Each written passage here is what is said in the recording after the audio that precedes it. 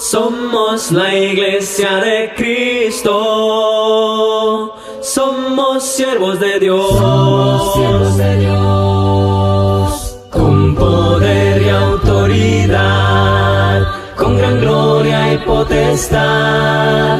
Tú viniste a levantar este reino sin final. Somos pueblo escogido, somos cuerpo del Señor, somos la iglesia de Cristo y queremos serle fiel. Y cantamos alabanza al que con sangre nos compró. Proclamamos un nuevo pacto en la gracia de la cruz.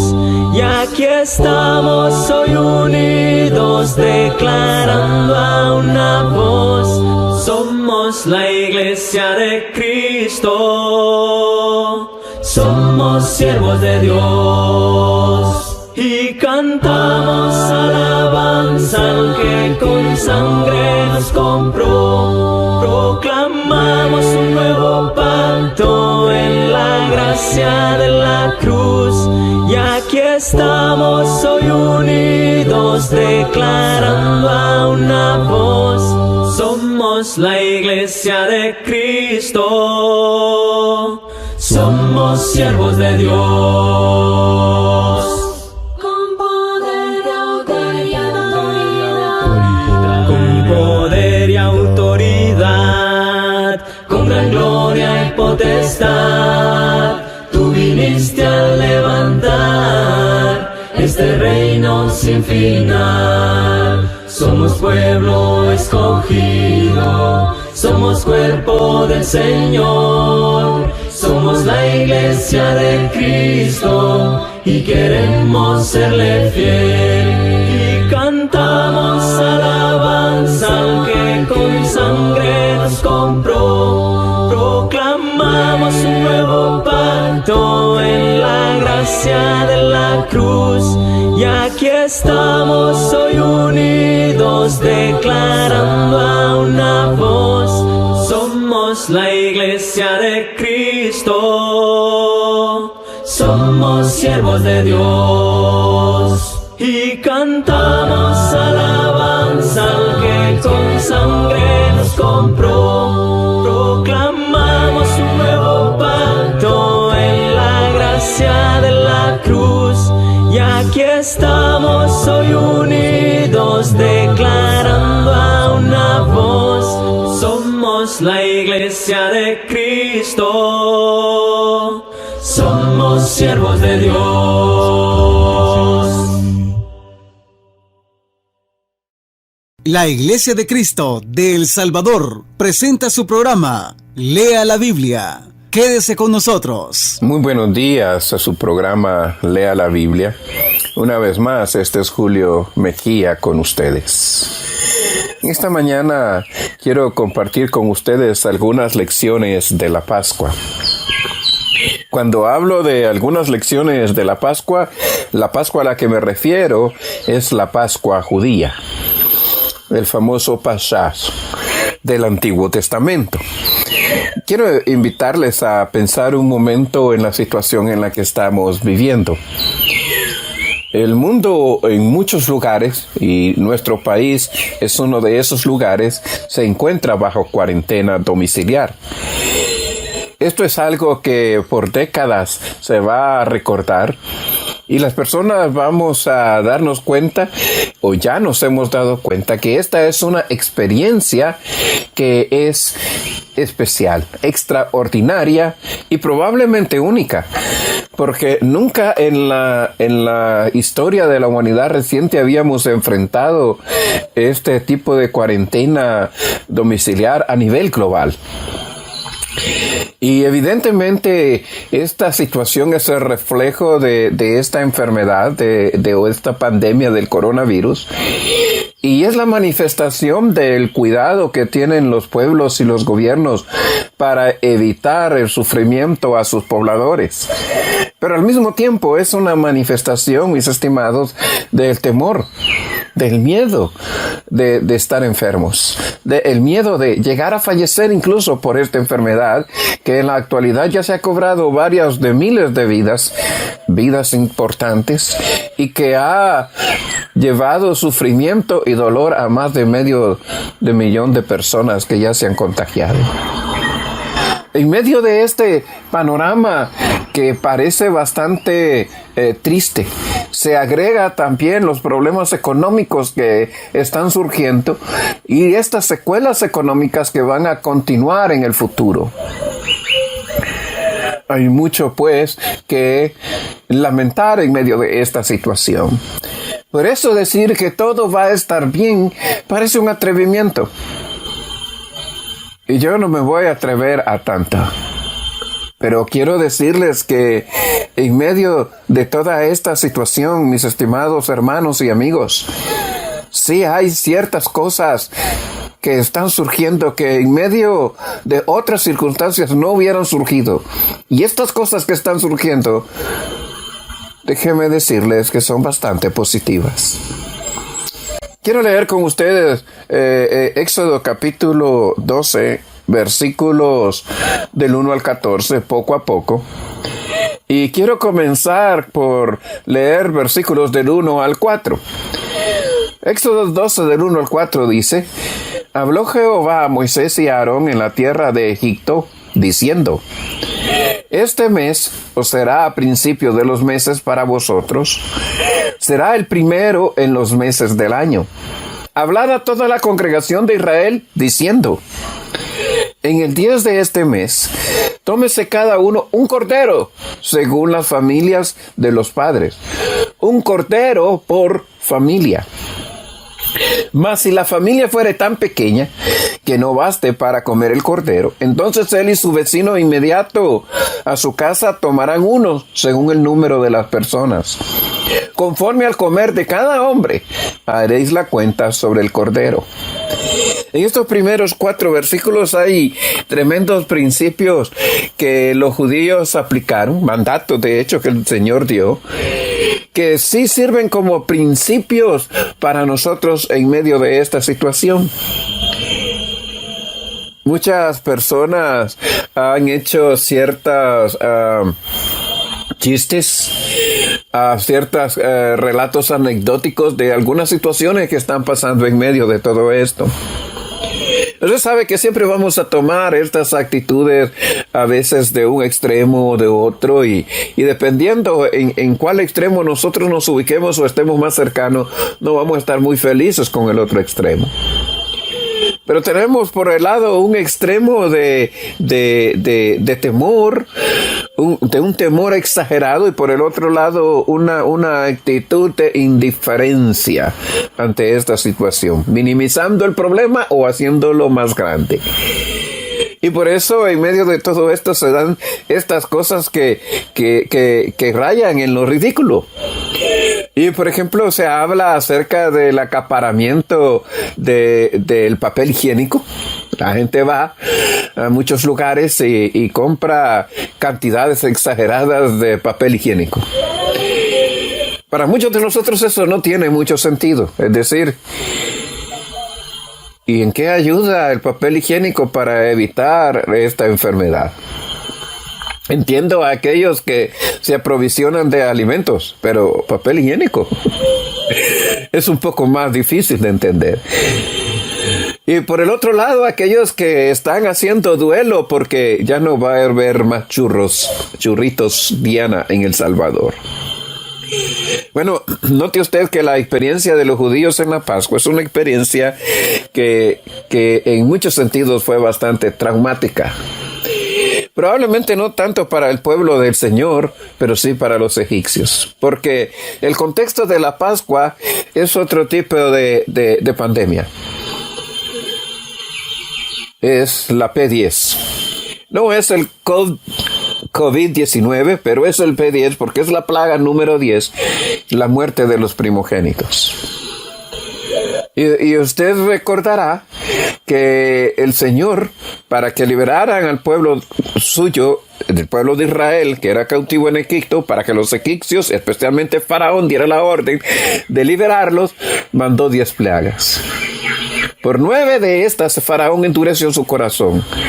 Y fue la última en la que él, al perder a su propio hijo como el primogénito de todos los hijos de las casas en Egipto, tanto de hombres como de bestias, según dice la Biblia, fue que por fin hizo que él diera la orden de liberarlos. Pero en esa noche de muerte, no todos los hijos de los primogénitos murieron, porque los primogénitos del pueblo de Israel, tanto de hombres como de bestias, no fueron tocados. Yo puedo leer esta historia en los capítulos anteriores de Éxodo, capítulo 12. Una de las cosas, mis estimados, que se nota en el relato que acabamos de leer, es cómo el pueblo de Dios enfrentó esta situación, esta crisis, siguiendo los mandamientos de Dios. Y note usted lo que se destaca acá. Número 1.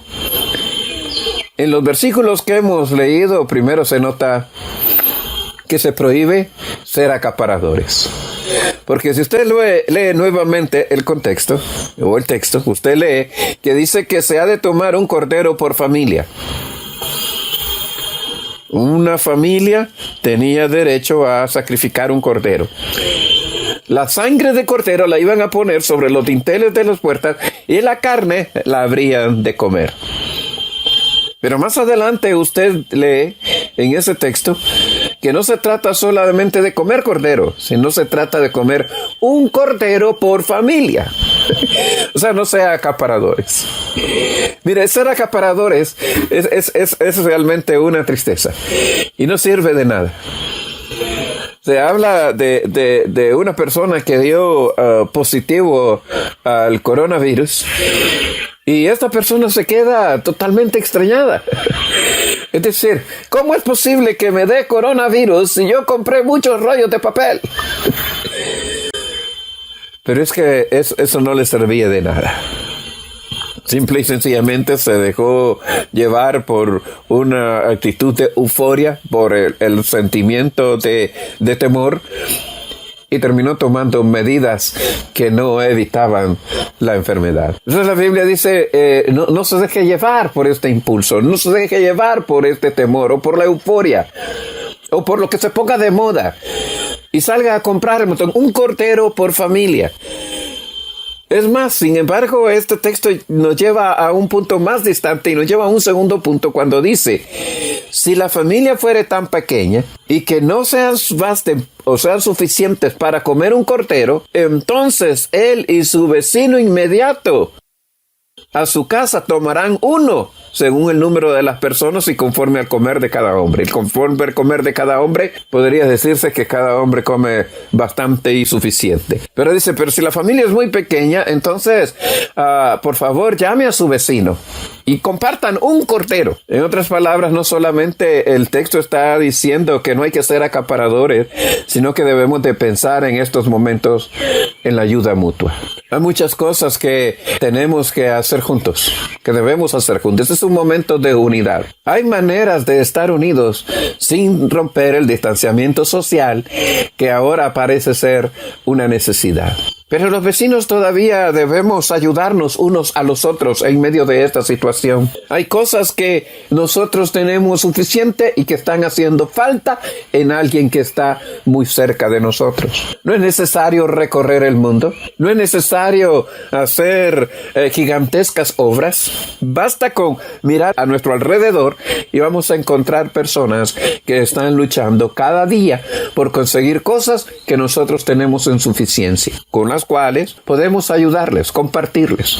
Ayuda mutua. No sea acaparador. Ayudémonos unos a los otros. Es decir, en medio de esta situación lamentable, triste, caótica, si usted quiere, mis estimados, la Biblia nos dice que hay cosas que podemos hacer, especialmente si ustedes son cristianos. Por nuestro cristianismo, por lo que somos, vamos a actuar sin ser acaparadores y más bien extendiendo nuestras manos para ayudar al que está junto a nosotros, porque tenemos suficiente algunos para ayudar. Eso nos lleva a un tercer punto. Piense en las necesidades ajenas. Este no es un momento para ser egoístas, no es un momento para ser egocentristas, no es un momento para pensar en nosotros de esta manera egoísta. Este es el momento para pensar en las necesidades de los demás. En otras palabras, estimado, yo creo que tenemos que tomarnos el tiempo para dejar de pensar solo en la enfermedad o para dejar de pensar solo en las cosas que nosotros necesitamos. Si vamos a ayudar a otros, definitivamente tenemos que tomar el momento para pensar en las necesidades. Y las necesidades, evidentemente, van a evitarnos a caer en la actitud de acaparar. Cuando pensamos en lo que realmente necesitamos y cuando pensamos en lo que realmente necesitan nuestros vecinos, amigos y hermanos a nuestro alrededor, vamos a evitar el acaparamiento y la actitud de ayudar va a florecer casi naturalmente en nosotros. Interesante lo que nos enseñan estos pasajes de Éxodo capítulo 12, versículos del 1 al 4. Volvemos en un momento. Él es el Rey infinito en poder, Él es el Rey de los cielos. Seré para Él siervo fiel, pues mi vida compró con su amor. Él es el Rey, lo confiesa mi ser, Él es el Rey de los siglos. Mi vida la rindo a sus pies, Él es Rey sobre mi corazón. Él es el Rey, Él es el Rey, Él es el Rey de mi vida. Él es el Rey, Él es el Rey, reina con autoridad. Su reino eterno es, su trono el cielo es. Él es el Rey que viene su pueblo a llevar. Déjeme continuar con nuestra meditación, por favor. Y siempre es un gusto que usted nos escuche y que juntos aprendamos de las Escrituras. Y siguiendo con lo que decíamos, no debemos de ser acaparadores, debemos de ayudarnos mutuamente y pensar en las necesidades. Y déjame terminar con este punto de las necesidades, porque cuando hablamos de necesidades, no estamos hablando de las cosas que queremos. Este es un momento en el cual a lo mejor tenemos que sacrificar, sí, un poco nuestros gustos, aquellas cosas que nos satisfacen mucho. Y sí pensar un poco más en las cosas necesarias, pero no solo para nosotros, sino para nuestros semejantes también, para aquellos que están cerca de nosotros, para nuestro prójimo. Por lo tanto, debe demostrarse la generosidad. En el versículo 4 de Éxodo 2, usted lee que dice que si la familia es muy pequeña, entonces él y su vecino van a tomar un cordero, según el número de las personas de ellos. Es decir, no se puede excluir a nadie. Y según o conforme al comer de cada hombre. Esto es interesante, porque por un lado estamos hablando de lo necesario y por el otro lado estamos hablando también de la generosidad. Compartir no se trata de dar aquello que nos sobra y que no es suficiente para otros. Compartir se trata de tomar en cuenta las verdaderas necesidades de otros y dar conforme a esa necesidad. Y dar con generosidad, es decir, que sea suficiente para satisfacer la necesidad y no solamente como un paliativo, no solamente como un para mientras, sino es tratar de suplir la necesidad en la medida que se necesita, conforme al comer de cada hombre, dice la Escritura. ¿Sabe usted que si nosotros practicamos estas 4 cosas, no acaparar, ayudarnos mutuamente, pensar en lo necesario y actuar con generosidad para con los demás, nosotros nos convertimos en esperanza? Y esta es una de las cosas que realmente se necesitan en esta situación. Esta situación oscura que estamos pasando hasta cierto punto es también un gran momento para demostrar la luz de nuestro Señor y de nuestra fe y convertirnos en esperanza. San Pablo diría que nosotros no podemos actuar como el resto del mundo, si usted lo recuerda. Porque San Pablo diría que nosotros no somos como los demás, porque nosotros tenemos esperanza, no como el resto de la gente, en un contexto bastante complicado, diría yo, tal vez el más complicado que la mayoría de nosotros tenemos, es la muerte. Ese es el momento tal vez más complicado que tenemos. El apóstol Pablo habla acerca de la esperanza que hay en el cristiano, que no existe en otras personas. Habla de la esperanza de la resurrección.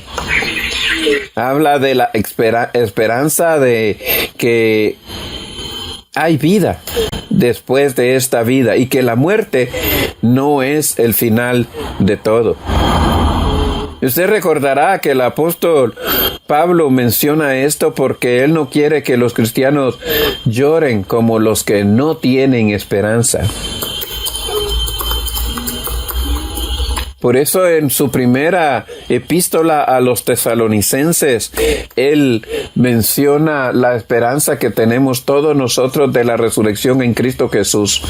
Si usted quiere, abre su Biblia ahí en 1 Tesalonicenses, capítulo 4, versículo 3 específicamente, donde él dice, no queremos que ignoréis acerca de los que duermen. Y duermen ahí se refiere a la muerte, para que no os entristezcáis. Esa ansiedad, esa desesperación, ese decaimiento del ánimo. Dice, para que no os entristezcáis, como lo hacen los demás que no tienen esperanza. Entonces el creyente es una persona con esperanza en medio de una situación crítica. En medio de una crisis, el creyente es ser una persona de esperanza. Y esta esperanza debe de proyectarse a los demás. Debe de servir para ayudar a los demás. Debe de servir para que entendamos que nosotros no somos presas para acaparar todas las cosas, sino al contrario, que nosotros somos canal para que fluya las bendiciones a las necesidades de los demás. Que nuestro corazón piensa en ellos y nuestro ánimo está dispuesto a ayudarnos unos a los otros. Entonces convertimos pues esta situación de pandemia en una ocasión muy especial para mostrar la esperanza que hay en nosotros y compartirla con el mundo. Y que el mundo vea esta esperanza. Quiero que sigamos adelante con el texto y por favor le voy a invitar a que sigamos en el versículo 5 en adelante hasta el versículo 10 de Éxodo capítulo 12. Y quiero compartir con ustedes algunos puntos, no todo, porque estos textos tienen un montón de enseñanza, pero hay ciertas cosas que son relevantes para nosotros. Leemos en el versículo 5, dice, el animal, es decir, el que van a sacrificar en la Pascua, será sin defecto, macho de 1 año, lo tomaréis de las ovejas o de las cabras, y lo guardaréis hasta el día 14 de este mes. Por favor, no se olvide que estamos hablando del Cordero Pascual, y se describe evidentemente como sin defecto, sin ninguna tacha. Dice, lo guardaréis hasta el día 14 de este mes, y lo inmolará toda la congregación del pueblo de Israel entre las 2 tardes. Tomarán de la sangre y la pondrán en los 2 postes, en el dintel de las casas en que lo han de comer. Recuérdese usted que poner la sangre alrededor del marco de la puerta, que eso es a lo que se refiere acá, esa iba a ser la señal para que cuando pasara la peste número 10, P10, no entrara a las casas, la peste no entrara a las casas, la muerte no entrara a las casas donde estaba esta marca de la sangre. Entonces, estas casas estaban protegidas por la sangre.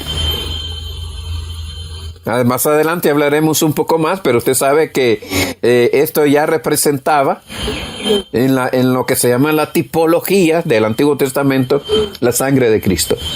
La sangre de Cristo que protege ahora a los cristianos. De la muerte también, y de la muerte eterna, específicamente. Pero el versículo 6 dice, y lo inmolará toda la congregación del pueblo de Israel entre las 2 tardes y el 7, y tomarán la sangre y lo pondrán en los 2 postes y en el dintel de las casas en que lo han de comer. Y el 8 comienza con una sección importante, pero vamos a hacer una pequeña pausa. Tu poder anhelamos en este lugar y tu victoria que nos da libertad. Tu poder anhelamos en este lugar y tu victoria que nos da la libertad. Libertad que tú ganaste con tu sangre redentora. libertad que nos permite adorarte en espíritu y en verdad, libertad que tú ganaste con tu sangre redentora, libertad que nos permite adorarte en espíritu y en verdad, y en verdad, y en verdad, libertad. Continuando con nuestra meditación, como decíamos, el versículo 8 tiene otros datos, otros mandamientos para el pueblo de Israel que son principios interesantes para nosotros. Dice, y aquella noche comerán la carne asada al fuego y panes sin levadura, con hierbas amargas lo comerán. Ninguna cosa comeréis de él cruda, ni cocida con agua, sino asada al fuego. Su cabeza con sus pies y sus entrañas. Ninguna cosa dejaréis de él hasta la mañana, y lo que quedare hasta la mañana lo quemaréis en el fuego. Cuando leo esta porción de la Biblia, a mí me hace pensar en que relativamente era muy agradable ser judío y relacionarse con Dios, porque Dios se relacionaba con su pueblo a través de fiestas, celebraciones, imagínense. Y no ha cambiado, por cierto, hasta el día de hoy. Por eso nuestros cultos como iglesia deberían de verse como eso, como una fiesta. Nuestras reuniones deberían de verse como una celebración en la que todos estamos invitados y deberíamos de participar gozosamente. Es triste ver que hay ciertas personas que todavía no entendemos este concepto. Ni los que presidimos a veces las reuniones, que en vez de ser una celebración parece un velorio, y a veces hasta el velorio es más animado. O los que asistimos, que no asistimos con gozo, que no ponemos nuestro ánimo, que nuestra voluntad no está preparada para celebrar, sino que llegamos nada más para cumplir con un rito forzadamente y por lo tanto con un ánimo bastante decaído. Pero Dios se relacionaba con su pueblo a través de estas celebraciones, sí. Y esta celebración de la Pascua era comer carne de cordero, asado al fuego. Y si usted es como yo creo que usted sabe que antes de comenzar a comer estamos bien preparados y celebrando lo que vamos a comer. Porque cuando la carne se está cociendo al fuego y la grasita cae sobre las brasas, se levanta aquel olor de la carne asada que es increíble y que despierta el apetito. Bueno, los judíos hicieron eso aquella noche. Versículo 8 al 10, de lo que acabamos de leer, enseña una gran diferencia. Porque versículos del 8 al 10 habla de lo que pasaba dentro de la casa. Y los versículos anteriores hablan de lo que debía de pasar fuera de la casa. Los principios que hemos comentado. Pero versículos del 8 al 10 habla de lo que debe de pasar dentro de la casa. Aquella noche se asaba el cordero al fuego y se comía. Usted sabe que cuando Juan el Bautista mira a nuestro Señor Jesucristo, dice, he aquí el Cordero de Dios que quita el pecado del mundo. Por lo tanto, entendemos que este Cordero representa a nuestro Señor Jesucristo. Por eso es que Cristo fue crucificado y muerto en la celebración de la Pascua. Esto es lo que evidencian los evangelios. Pero hay algo más que se dice de esto. Dice, la carne debe estar asada al fuego. Usted sabe que el fuego en la Biblia es símbolo de poder limpiador y purificador. Pero también en la Biblia es símbolo de juicio. Puesto que Cristo es el Cordero sin defecto, sin tacha alguna. Puesto que Cristo es tentado en todo, pero sin pecado. Tentado en todo conforme a nuestra semejanza, diría el escritor de Hebreo, pero sin pecado. Entendemos que Cristo no necesitaba ser purificado, pero sí se sometió al juicio de Dios para que nosotros fuéramos purificados. Por eso es que el apóstol Pablo, cuando escribe a nuestros hermanos en el Nuevo Testamento, dice que Cristo murió por nosotros y debemos de compungirnos por eso. Eso es lo que lo compunge a él y a los hermanos y les motiva a trabajar en la obra, de acuerdo con sus palabras en la epístola a los Gálatas. Pero lo que quiero enfatizar una vez más es que Jesucristo, que es el Cordero, se sometió al juicio de Dios. El juicio de Dios, mis estimados, vino sobre Jesucristo. Nosotros estamos seguros ahora de la protección de nuestro Dios y confiamos en Él. Porque los israelitas en aquel día, cuando sacrificaron ese cordero, dentro de sus casas, detrás de las puertas, estaban protegidos por la sangre del cordero. Y déjeme enfatizar esto, porque dentro de nuestra casa, detrás de las puertas, cada cristiano está cubierto con la sangre de Cristo. Y fuera de ella también. En esta celebración, en este momento de encierro que tenemos, el Señor debe ocupar el lugar principal dentro de la casa. Me gusta esa idea. El Señor debe ocupar el lugar más importante. Nosotros sabemos, mis estimados hermanos y amigos, cómo cuesta hacer lo que algunos llamamos un culto familiar, otros le llaman el altar familiar, otros le llaman un tiempo de adoración en familia. No importa cómo le llame. Lo importante es esto, mantener la comunión con el Señor dentro de la casa y que Él sea lo más importante en medio de esta situación. Quiero compartir con ustedes un último versículo, el cual no podremos meditar por falta de tiempo, pero que usted conoce y entiende bastante bien. Romanos capítulo 12, versículo 1 y 2 dice: Así que, hermanos, os ruego por la misericordia de Dios que presentéis vuestros cuerpos en sacrificio vivo, santo, agradable a Dios, que es vuestro culto racional. No os conforméis a este siglo, sino transformaos por medio de la renovación de vuestro entendimiento, para que comprobéis cuál sea la buena voluntad de Dios, agradable y perfecta. Déjeme decir rápidamente algo relevante de esto. Lo que este texto está diciendo es que hay que presentarnos nosotros como sacrificio vivo, y eso es parte del culto, de la adoración a Dios. Bueno, esta es una tremenda oportunidad. Yo sé que para muchos no es fácil organizar. Para muchos padres que les falta experiencia y madres que son cabeza de hogar les falta experiencia, a veces hasta confianza para dirigir un culto familiar o altar familiar o como usted quiera llamarle. Pero este texto nos anima y nos dice que nosotros debemos de presentarnos a Dios. Y si bien es cierto, no podemos ahora acudir a un edificio, lo podemos hacer dentro de la casa, detrás de las puertas. Y rendirnos al Señor Jesucristo en adoración. Haga un esfuerzo, haga un sacrificio, esto es bueno. Esto es bueno. Cuando el versículo 2 dice que no nos conformemos a este siglo, sino que nos renovemos por medio de la renovación, o seamos transformados por medio de la renovación del entendimiento, nos está diciendo que nosotros tenemos que, una vez más, pensar diferente del mundo.